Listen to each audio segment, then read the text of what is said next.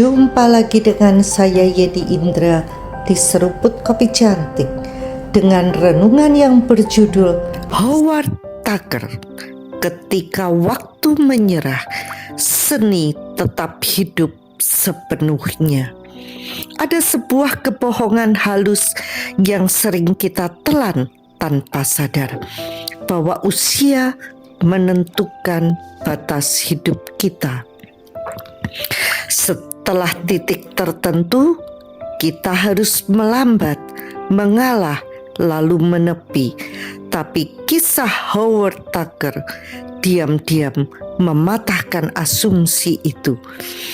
Ia tidak melawan waktu dengan keras, ia hanya menolak berhenti hidup.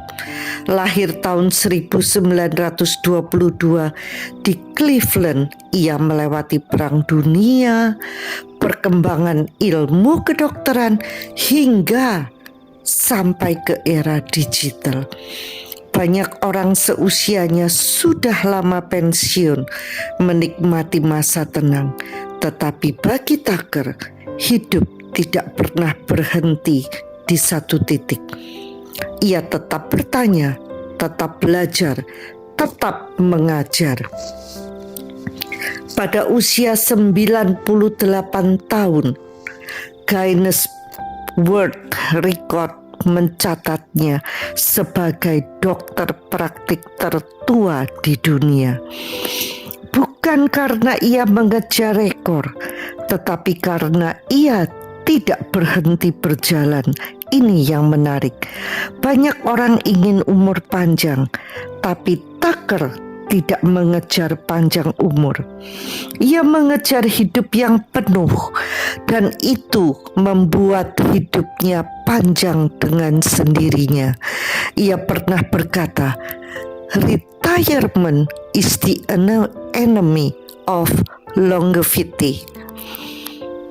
Kalimat ini sering disalahpahami seolah-olah ia menolak beristirahat. Padahal bukan itu maksudnya. Ia menolak kehilangan tujuan. Ia percaya ketika seseorang berhenti merasa dibutuhkan, sesuatu di dalam dirinya ikut padam. Ada sesuatu yang sangat sesuai dengan Alkitab di sini. Hidup manusia bukan sekedar bernafas. Hidup adalah berjalan dalam tujuan yang Tuhan berikan.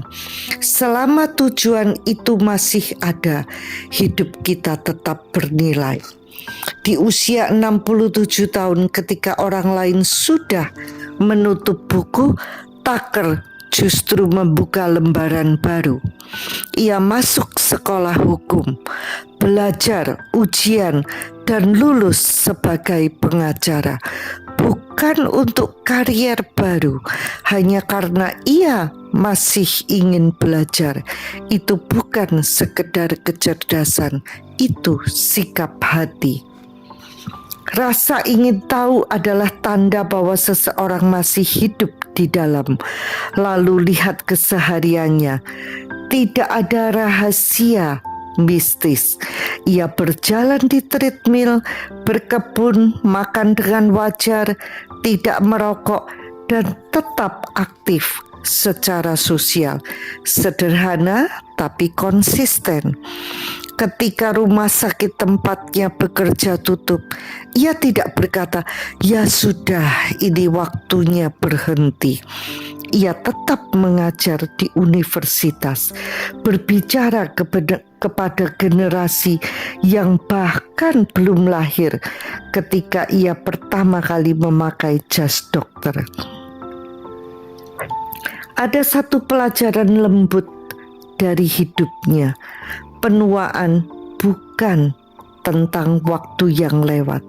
Penuaan adalah tentang apakah kita berhenti bertumbuh. Banyak orang sebenarnya tidak tua secara usia, tetapi mereka sudah berhenti bertanya, berhenti belajar, berhenti berharap. Itu yang membuat jiwa menjadi lelah.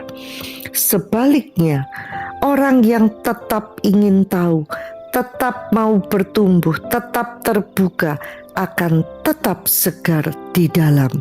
Amsal berkata, hati yang gembira adalah obat yang manjur. Sukacita itu bukan hasil keadaan sempurna, tetapi hasil hati yang tetap hidup. Tucker membuktikan bahwa selama pikiran bergerak, selama hati tetap terbuka, usia hanyalah angka di kalender. Dan kalau kita tarik lebih dalam lagi, ini bukan cuma soal kesehatan atau umur panjang. Ini tentang bagaimana kita menjalani panggilan hidup kita di hadapan Tuhan. Selama kita masih di bumi, masih ada maksud Tuhan. Selama ada maksud, kita masih dipakai. Selama kita dipakai, hidup kita tetap berarti. Jadi pertanyaannya bukan lagi berapa umur kita. Pertanyaannya, apakah kita masih hidup sepenuhnya hari ini? Kita mungkin tidak semua akan menjadi dokter di usia 100 tahun, tapi kita semua bisa memilih untuk tidak berhenti bertumbuh. Tetaplah membaca, tetaplah belajar, tetaplah mengasihi, tetaplah melayani, tetap ingin tahu apa yang Tuhan mau lakukan berikutnya. Karena pada akhirnya waktu tidak benar-benar mengalahkan kita. Yang mengalahkan kita adalah ketika kita memutuskan berhenti.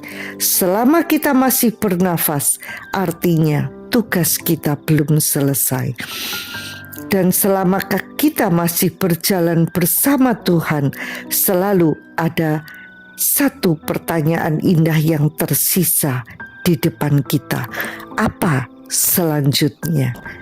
Sampai jumpa di episode berikutnya bersama Yeni Indra di Seruput Kopi Cantik.